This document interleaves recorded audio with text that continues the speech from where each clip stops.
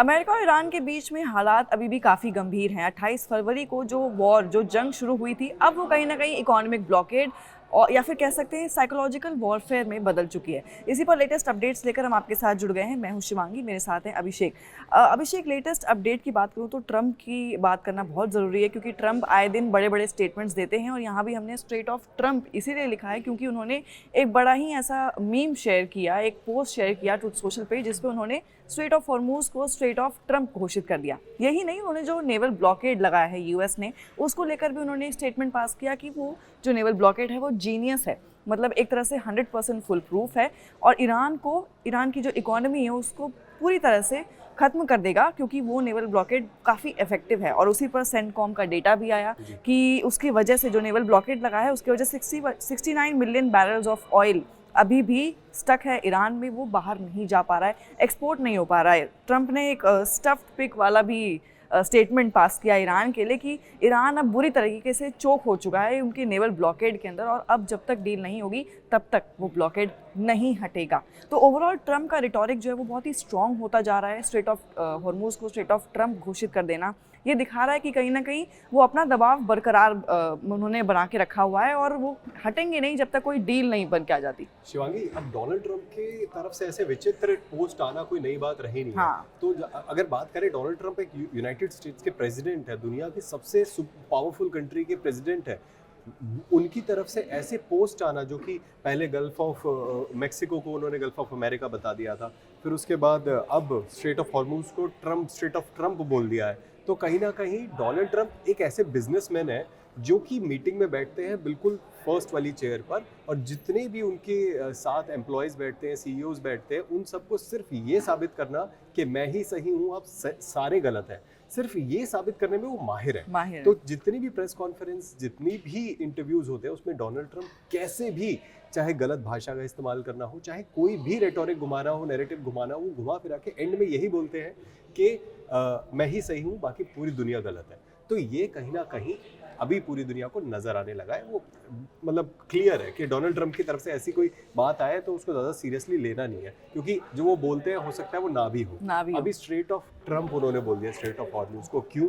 क्योंकि ईरान ने जो ब्लॉकेड लगाया था, जिसकी वजह से पूरा जो वर्ल्ड है अफेक्टेड है स्ट्रेट ऑफ हॉर्मूज में, अब उससे आगे गल्फ ऑफ ओमान में यूएस ब्लॉकेड है, और यूएस ब्लॉकेड एक तरीके से डोमिनेंस दिखाता है अमेरिका की, जिससे उन्होंने बोला है कि per day $500 million Iran loose कर रहा है। और ईरान को बोला भी है कि स्टफ पिग की तरह जो है वो हमारे पास आने वाले हैं, और वो डेली जो है वो इतना उनका इकोनॉमिक लॉस हो रहा है, कुछ दिन में शायद ईरान जो है वो गिव अप कर दे।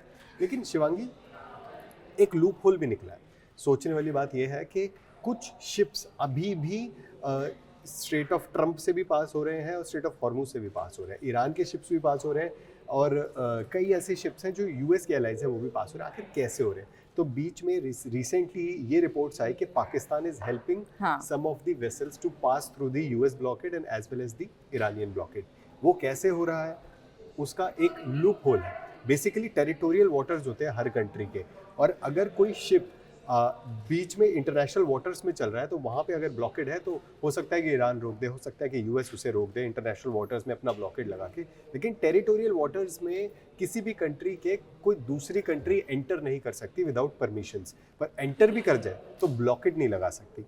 अब ये रिपोर्ट सामने आई कि ईरान से जितनी भी शिप्स वेसल्स निकल रहे हैं क्रूड ऑयल से भरे हुए, वो सब पाकिस्तान की जो कोस्ट लाइन है उसको हग करते हुए, उसके पास बहुत क्लोजली वहाँ से ट्रेवल करते हुए पाकिस्तान के थ्रू। और मैं आपको एक और बात बता दूं कि किसी भी कंट्री के टेरिटोरियल वाटर्स को एंटर करके ऐसे क्रॉस करना विदाउट परमिशन नहीं हो सकता। तो पाकिस्तान ऑब्वियसली परमिशन दे रहा है उन वेसल्स को पास करने में। बहुत सारी कंट्रीज़ के वेसल्स हैं जो कि यूएस ब्लॉकेड को पास करते हुए निकले हैं, पाकिस्तान के कोस्ट लाइन को, टेरिटोरियल वाटर्स को टच करते हुए वहाँ पर। अब ये पाकिस्तान किस लिए कर रहा है? जाहिर सी बात है, पाकिस्तान का डेट बढ़ गया, इसलिए भी कर सकता है। बिल्कुल, क्योंकि अब तो शहबाज शरीफ ने ऐलान भी कर दिया, उन्होंने अनाउंसमेंट भी करी कि हमारा जो डेट था वो पहले $300 मिलियन था, अब वो $800 मिलियन हो गया है, क्योंकि हम ऐसे इंपोर्ट कर रहे हैं। उन्होंने सऊदी को थैंक्स भी बोला कि हमें आपने फाइनेंशियल सपोर्ट दिया, लेकिन जहाँ वो पहले मीडिएटर के रोल में मीडिएट करने की कोशिश कर रहे थे, अब आप देख सकते हैं कि कैसे वो डेट के अंदर दबे चले जा रहे हैं। और इसी वजह से शायद कहीं ना कहीं वो मदद भी कर रहा है, क्योंकि लैंड ट्रांजिट रूट भी खोले गए हैं इसी वजह से, ताकि वो स्ट्रेट ऑफ हॉर्मूज को जो चोक हो गया है उसको वो खोल सके। और कहीं ना कहीं शायद पाकिस्तान ही अपने लिए ही कर रहा था। बिल्कुल बिल्कुल, पाकिस्तानी अपने लिए कर रहा है बहुत सारी चीज़ें। पाकिस्तान ये शायद ये सोच रहा है कि कहीं ना कहीं इससे मैं एक मिडिल ग्राउंड ढूंढ लूँ कि ईरान को मैं अगर थोड़ा बहुत हेल्प कर दूं, और साथ ही साथ अमेरिका तो अपने साथ है ही, तो कहीं ना कहीं ईरान को ये लगेगा कि यार ये हमारी हेल्प कर रहा है और हम इसके साथ टेबल पे बैठने के लिए राजी हो सकते हैं। और अमेरिका का भी यही गेम प्लान है। अमेरिका लूप होल्स दे रहा है, जानबूझ के दे रहा है कि आप पास करिए पाकिस्तान के थ्रू, और ट्रस्ट बिल्ड हो जाएगा और उसके बाद हम शायद एक टेबल पर बैठकर। हालांकि ये भी हुआ है, ट्रम्प का ये भी स्टेटमेंट आया कि अब जो है पाकिस्तान हम नहीं जा रहे, हम फ़ोन कॉल पे ही बात कर लेंगे, क्योंकि 18 घंटे की फ़्लाइट हमें जो है करके जानी पड़ती है और फिर कुछ निकल कर नहीं आ रहा है। तो जब एक डील ही चाहिए तो क्यों ना टेलीफोनिक कॉन्वर्सेशन से ही कर ली जाए। तो यहाँ पे आप देख सकते हैं कि पाकिस्तान हेल्प तो कर रहा है, लेकिन कहीं कुछ निकल के नहीं आ पा रहा। पाकिस्तान की हेल्प ना ही हो तो ही बेटर है, क्योंकि वो हेल्प तो कहीं से होती नहीं है, वो वन साइडेड नैरेटिव है जो कि बिल्ड किया जा रहा है हाल ही में। चलो नेक्स्ट न्यूज़ की तरफ अगर हम बढ़ें, तो पुतिन और डोनाल्ड ट्रंप के बीच में एक फ़ोन कॉल हुई है, और ये बहुत इंपॉर्टेंट अपडेट है इस वॉर में, क्योंकि डोनाल्ड ट्रंप एक छोर पे बैठे थे और व्लादिमीर पुतिन एक छोर पे ईरान को कहीं ना कहीं सपोर्ट कर रहे थे। लेकिन इस बार जो टॉक्स हुई है उसमें रशियन इन्वेजन जो यूक्रेन में है, ऐसा बोला डोनाल्ड ट्रंप ने कि उसको भी रोकने को लेकर बात हुई है, प्लस ईरान को लेकर या मिडिल ईस्ट क्राइसिस को लेकर बात हुई है।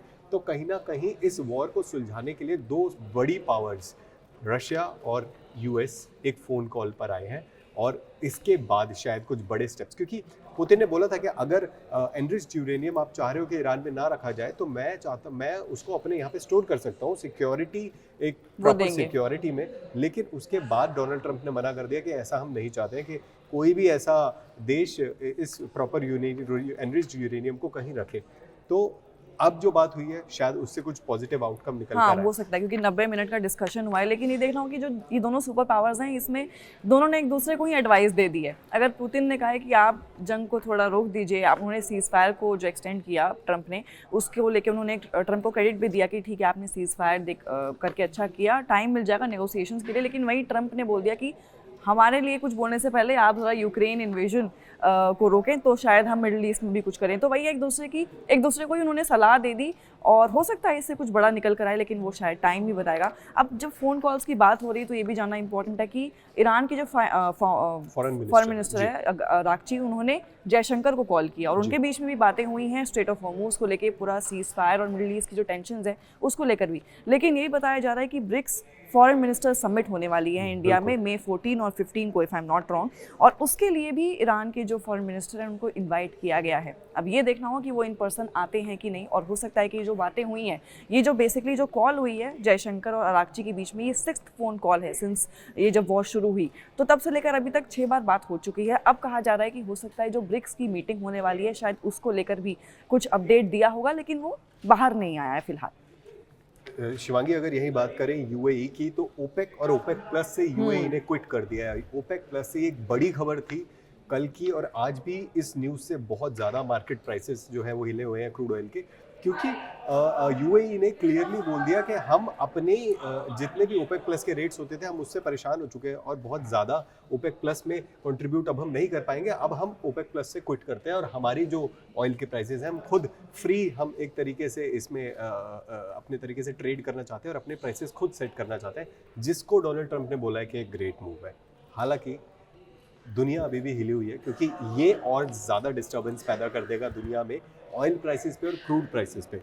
इस मूव से यूएई के इस मूव से क्रूड प्राइसेस और ज़्यादा ख़राब हुए हैं, और अभी बिल्कुल अनिश्चितता है कि ये जो ओपेक प्लस है इसका फ्यूचर क्या होगा, क्योंकि अगर एक बड़ी कंट्री, यूएई बहुत बड़ा पार्टनर है ओपेक का, अगर यूएई ने छोड़ना शुरू कर दिया तो उसके बाद और दूसरी कंट्रीज़ कौन है जो वहाँ ओपेक और ओपेक प्लस से निकलती हैं, ये भी देखना होगा। बिल्कुल। अब जैसे हम बात करें इकोनॉमिक ब्लॉकेड की बात की, मैंने स्टार्टिंग में ही कहा था कि साइकोलॉजिकल वॉरफेयर चल रहा है, तो वहाँ पर उसको लेकर ईरान बहुत एक्टिव है। ईरान इसलिए एक्टिव है क्योंकि एक ईरानियन लिंक साइबर ग्रुप है हंडाला करके, जिसने क्लेम किया है कि they have leak the details, personal details जो यूएस आर्मी है उनकी पर्सनल डिटेल्स लीक कर दिए हैं। लगभग 2000 मिलिट्री पर्सन हैं जो पर्शियन गल्फ में इस वक्त है और उनकी होम या उनकी एड्रेस जो है वो लीक कर दिए गए हैं। और इनफैक्ट जो बहरीन में यूएस सर्विस मेंबर्स हैं उनको भी व्हाट्सएप पे मैसेजेस आए हैं कि हमें आपकी लोकेशन के बारे में सब पता है, अगर आपने हल्का सा कुछ भी मूवमेंट किया तो आप पर अटैक हो सकता है। तो ये साइकोलॉजिकली भी डराने की कोशिश की जा रही है। अगर एक तरफ से ट्रंप अपना रिटॉरिक तेज़ करते हैं तो वहीं ईरान दूसरी साइड से एक साइकोलॉजिकल वॉरफेयर शुरू कर चुका है और पेंटागन ने इसमें इन्वेस्टिगेशन शुरू कर दी है। और अगर हम जैसे बात कर रहे थे क्रूड ऑयल की प्राइस के बारे में, तो उर्सुला वॉन डर लेयन ने भी यूरोपियन पार्लियामेंट को एड्रेस करते हुए यही बोला कि स्ट्रेट ऑफ हॉर्मुज़ अब पूरी तरह से खुल जाना चाहिए, नेविगेशन फ्री हो जानी चाहिए। लेकिन ये कब होगा, कैसे होगा, इस पर काफ़ी मतलब स्ट्रेस है। सबको लग रहा है कि ये कब होगा, कोई अपडेट उस हिसाब से आ नहीं रही है। जी, और अगर शिवांगी बात करें न्यूक्लियर टॉक्स की, क्योंकि न्यूक्लियर एक ऐसा वर्ड था, यूरेनियम एक ऐसा वर्ड था जो सबसे बड़ा कीवर्ड था इस ईरान और यूएस वॉर में। अभी IAEA के जो चीफ है राफेल ग्रॉसी, उन्होंने कंफर्म किया है कि सैटेलाइट इमेजरी से ईरान में एनरिच्ड यूरेनियम अभी भी है और वो इस्फहान न्यूक्लियर कॉम्प्लेक्स में सेफली रखा हुआ है। और काफ़ी यूएस और इजरायली जो एयर स्ट्राइक्स हुई थी उसके बावजूद भी एनरिच्ड यूरेनियम ईरान में अभी भी मौजूद है और सैटेलाइट इमेजरी से ये देखा गया है। बहरहाल तेहरान में भी बहुत प्रोटेस्ट्स हुए। अब पिछले कुछ दिनों में ईरान के IRGC के अगेंस्ट, जो वहाँ का गवर्निंग मिलिट्री ग्रुप है, उसके अगेंस्ट बहुत सारे प्रोटेस्ट देखने को मिले हैं। हालांकि ये बोला गया कि CIA बैक्ड ये प्रोटेस्ट थे और कहीं ना कहीं इसमें अमेरिका का एक बहुत बड़ा रोल है।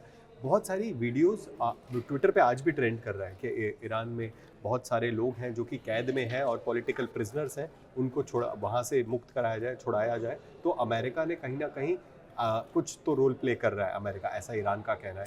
हाल ही में ये सारी बातें थी और ये सब कुछ जो हो रहा है, ये अपडेट था आज का यूएस और ईरान के वॉर का। ऐसी बहुत सारे खबरों के लिए और लेटेस्ट ईरान और यूएस के वॉर अपडेट्स के लिए आप जुड़े रहिए हमारे साथ।